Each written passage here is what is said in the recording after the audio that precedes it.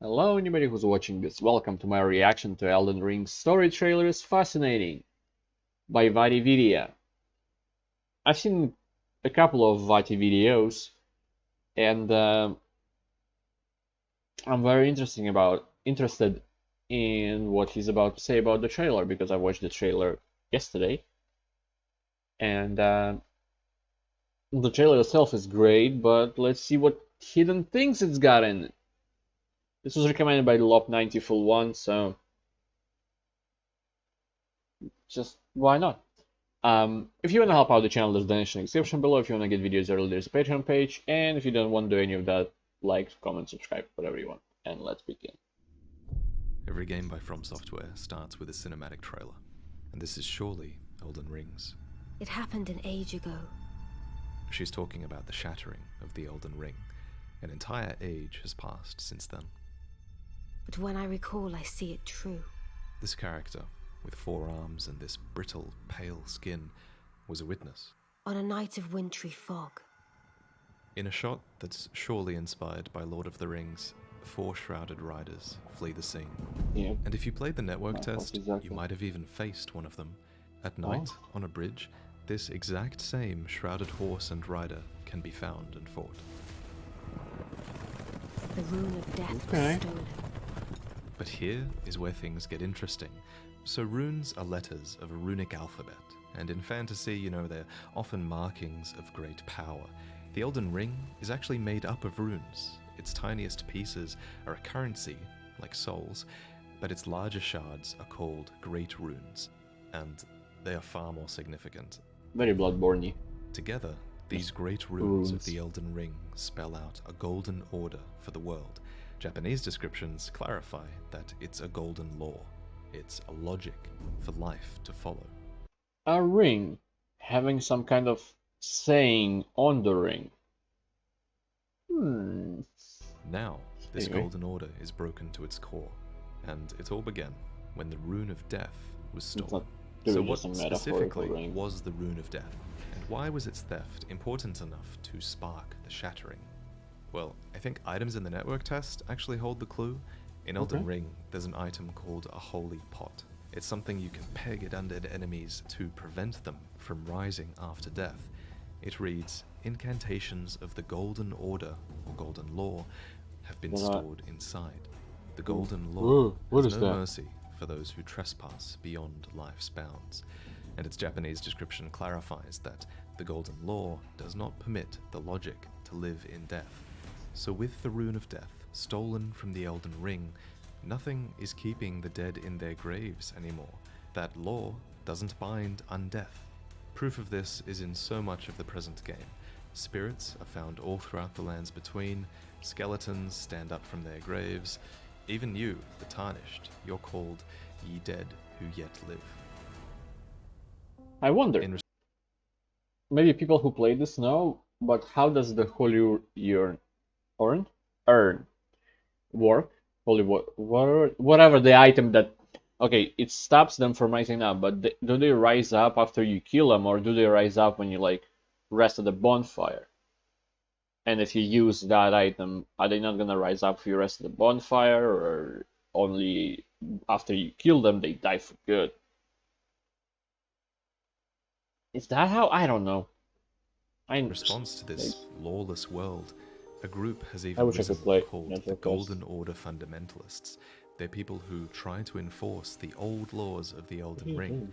One of their spells is Litany of Proper Death. It's an incantation that prevents undead enemies from coming back to life.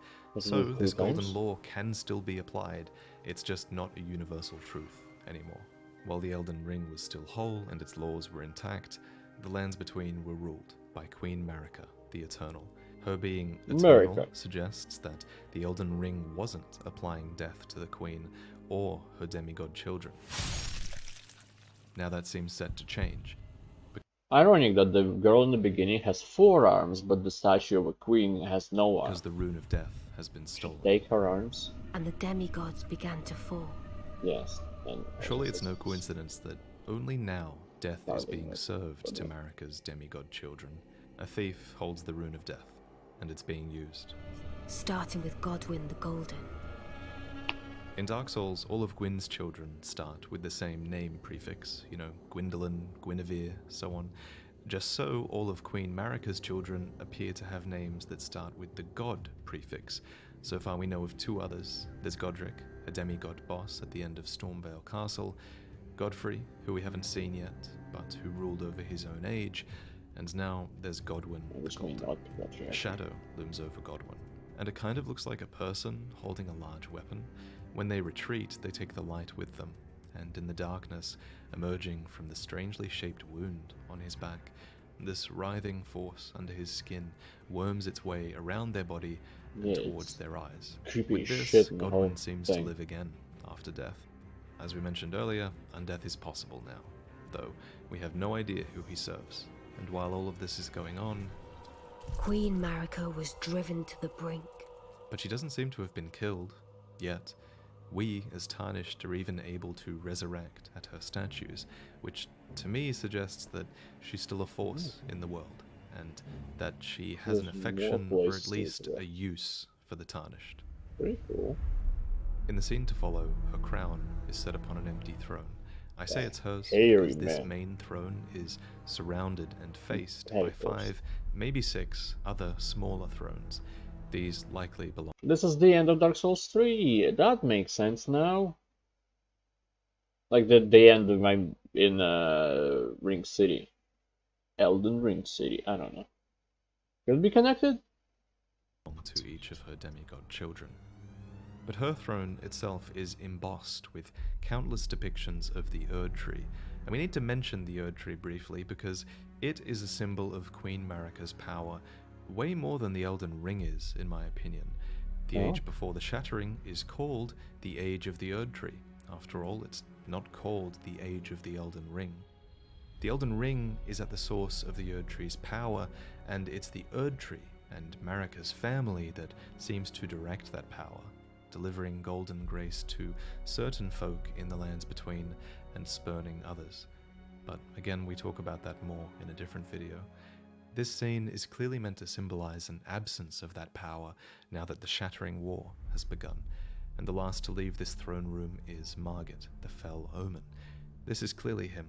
He's the main boss in Elden Ring's network test, he's the guardian of Stormvale Castle, and now, perhaps, he's also a servant of Marika's royal family.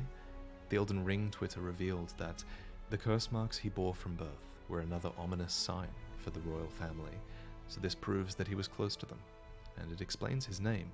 Margit was a fell omen for Marika's royal family. He was a sign of the terrible things to come. The Shattering ensued, a war that wrought only darkness. The Elden Ring was broken.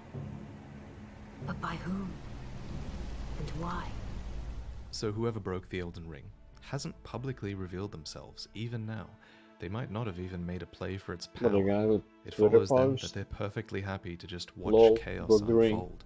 The Great Rune of Death is just one part of the puzzle, remember? Imagine how many other laws have been thrown into disarray. Now, these estranged demigods hold other great runes, and they're warring amongst each other, so why interfere?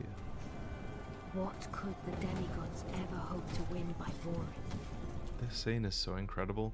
The absolute scale of it. Yeah. Under the shadow of a very sad-looking Erd Tree is a fortress that has statues of tree sentinels, which is this boss from the network test. Besieging this castle is a force that would be familiar to you if you played the network test. These soldiers and giants are all seen throughout Limgrave, and the lion heraldry on these soldiers marks them as warriors of Godric, one of Marika's demigod children, and the ruler of Stormvale Castle. He's clearly waging a war here against the city of the Erd Tree, which is surely a place that would have been his former home. According to the Elden Ring Twitter, Godric was born a weakling child. I forgot the name of it. Moonlight Sword. His kingdom is still at war long past the Shattering, and he clings to his ruined legacy, the ruler of a husk wrung dry by war. Clearly, he wields a lot of power, but that power is waning. Godric's claim as the rightful Golden King is not wholly uncontested. There are those who plot to see his crown pass into more worthy hands. So even after the shattering, powerful individuals still remain. I actually haven't Like these seen two. how you heal in it. How you heal in the game. Do you drink something similar to Estus? Do you shatter something similar to Bloodborne? Or like I couldn't tell if Bloodborne, you shattering vials of blood, or are you like stabbing yourself in the foot, in the leg? I couldn't really tell. Like it's not animation, but it could be just shattering it by himself. I don't know.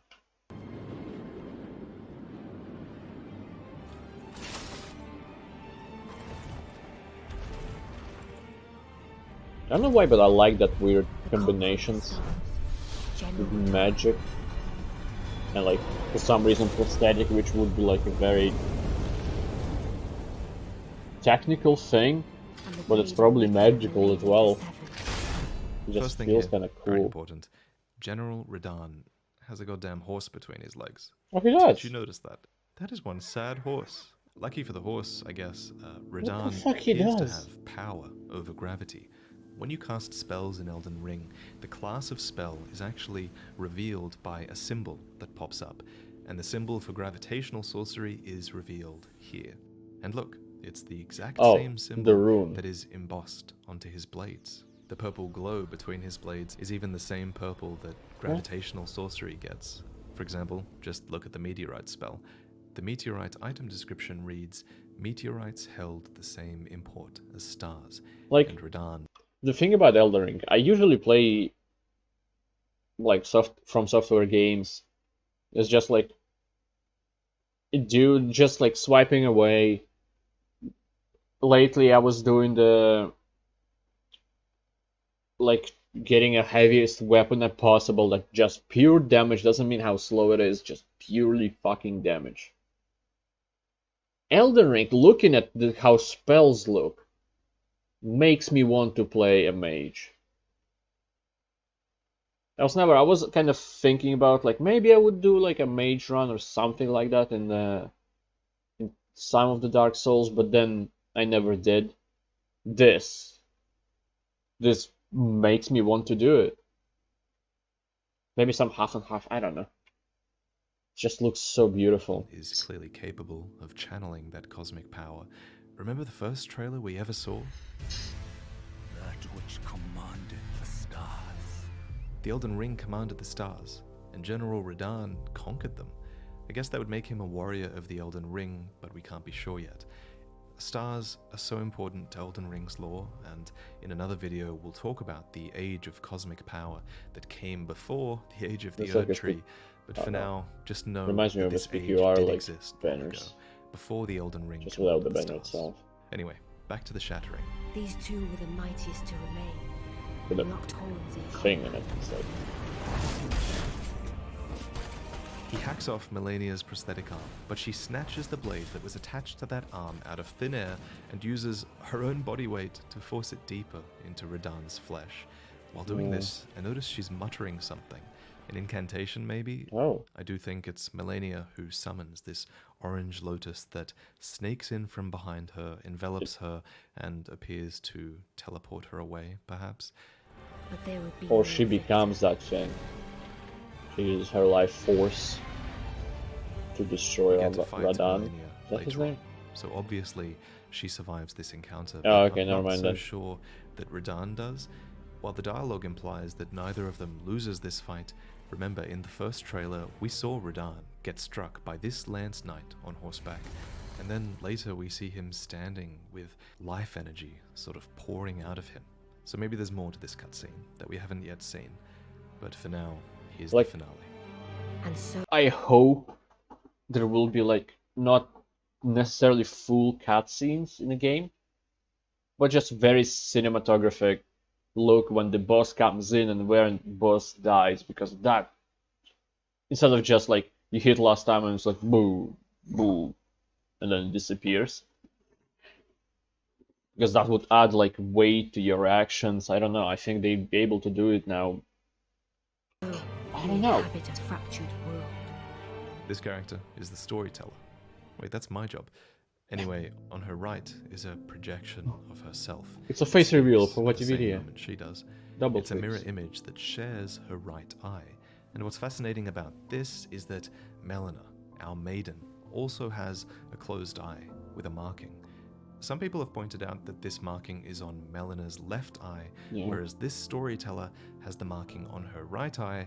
But remember, the Melina we see is an apparition. She's a spirit. She appears out of a blue, ghostly form, which means that she might actually be closer to this phantom storyteller Yeah. rather than the real one.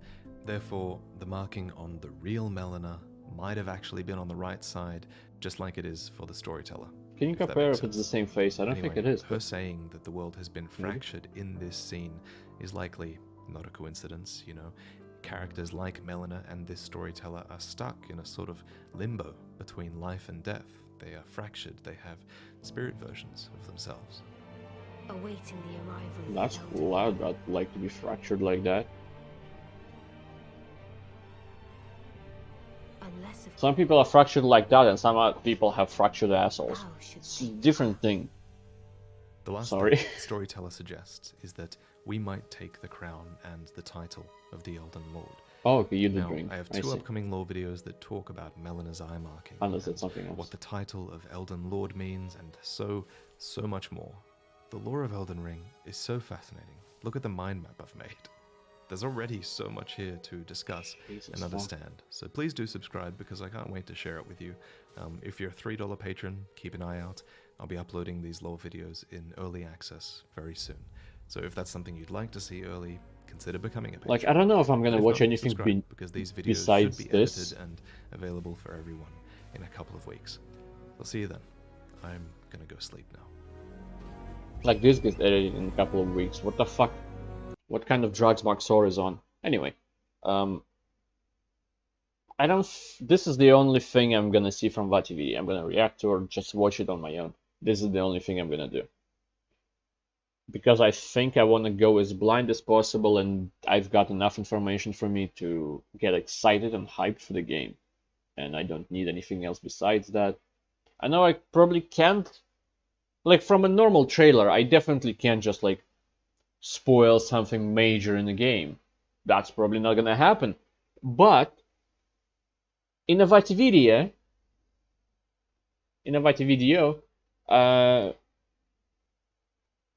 it's possible to spoil some kind of major story element because he's like theorizing. He's got a lot of information and a good brain on him to connect the dots, even if they are very far apart. He still does a great job of doing it. So I don't want any chances. I don't want to get spoiled for no reason. Maybe that's a stupid thing to do, but I'm doing it. I don't care. Now, no Elden Ring content until 25th of February. I think that's the date. I don't remember. Anyway, thank you anybody who watched this. I appreciate it a lot, and I hope to see you next time. Goodbye. Have a great life, because one of us has to.